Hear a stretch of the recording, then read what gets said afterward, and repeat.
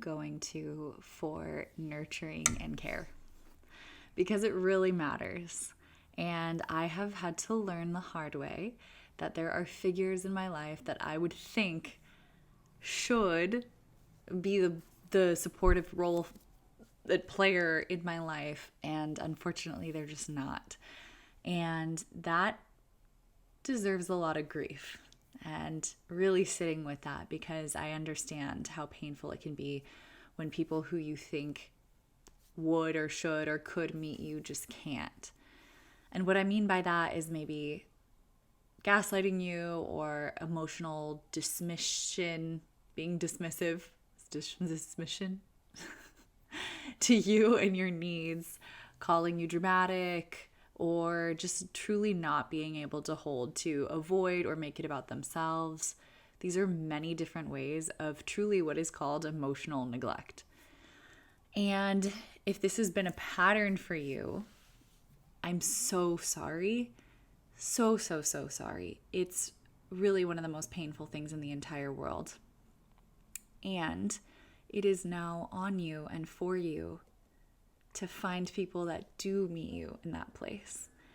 And going back to the same ones over and over again, you have to have compassion for yourself and give yourself some grace, especially when you're just finding that out in the beginning. But the truth is, it's kind of its own form of insanity. You know, you keep going back to the same empty water trough over and over and over again, just hoping there's going to be water. And maybe it's time to just start migrating somewhere else. And you can have these people around, but it's important that you are discerning. And that's true emotional maturity, is to be discerning about where to share and where not to share. And I get, for the people pleasers and the codependents and the people in the world who really struggled with understanding what's safe and their needs and wanting true connection and belonging and depth, and also knowing that you really have to discern where the right place to share it for you is. And I'm just giving kind of one example of when you're in a place of need and you need to open up to someone. Can you make sure that that person's safe? If they haven't been in the past doing any of the things I just listed, it's probably not the right place for you to go. You'll end up feeling more shaky, more disappointed, more in fear. And that's the whole point, is that you feel better and you feel supported and you have some guidance, or the people reinstate their faith in you, right? You want to leave conversations with other people, especially in a time of need, feeling better than when you came. That's like the whole point, is to get some connection and support. So no one's here to rescue anybody, but we are interdependent as a species. Humans need other humans to heal and convene and share and process, and of course, like, get advice sometimes. And that's another thing. Of course, ask the people that you actually respect where they are in the area of your interest or struggle for advice. Don't ask the people who don't have it together in that field, because the truth is, we really do.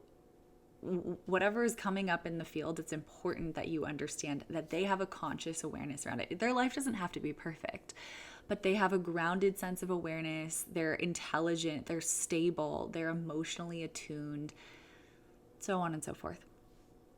So I've learned now that there is only a few people that I will bring my deepest stuff to. And for the rest of the people, I thought it was like lying or disingenuous if I wasn't sharing exactly what was going on with me. That's another thing I think people pleasers, codependent types have, is this tendency to feel like, oh my gosh, if I don't tell people everything that's happening, like, I'm a liar, or it's just, it's not being true. And that's fake, and it's just this thing. And I want you to just know it's not that. It's actually just true emotional maturity and discernment to know this is a place and time to share, this is a place, person, and time to share, and this isn't. So I want you to make a list, because I've had to do this for myself. Who are the people that make you feel better when you talk to? And notice, what are the people that you think should make you feel better that just don't every time you have a conversation? The more you go back to that, the more painful it's going to be. So you just have to practice changing course. And when you make a list of the people, it's really nice because you'll have that when you actually need it, and you'll know that you'll be met in safety. And that list may change over time based on the struggle itself, the connection with the people, and so on and so forth. But it's so important. I just can't emphasize enough that this is true emotional maturity, to know this, to be able to understand who's going to meet you and who's going to make you feel worse. So for me, when I have a conversation with someone in a time of need, I really want them to see the holistic picture. I want them to ask me good questions. I want them to hold me accountable to both sides, to myself, which they know if they're a close friend, like holding myself to my own standard and not abandoning myself is such a core part of me and something that I always need a little assistance with. They also know that I'm going to need to feel confident in myself. Like, I want the person to look at me and say, I see you, I'm proud of you, I have faith in you, even in this messiness, you've got this, and I'm here with you, and I'm feeling you, and I have empathy for that. Those are the things that I look for in a highly emotionally attuned and mature person.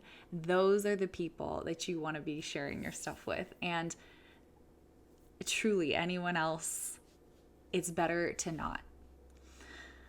So, coaches, therapists, great places to go and start. Obviously, you have to find the one that's aligned for you. But I just wanted to offer this tip, this trick, this really important maturity truth bomb on you, that you have to go to the people that feel emotionally safe.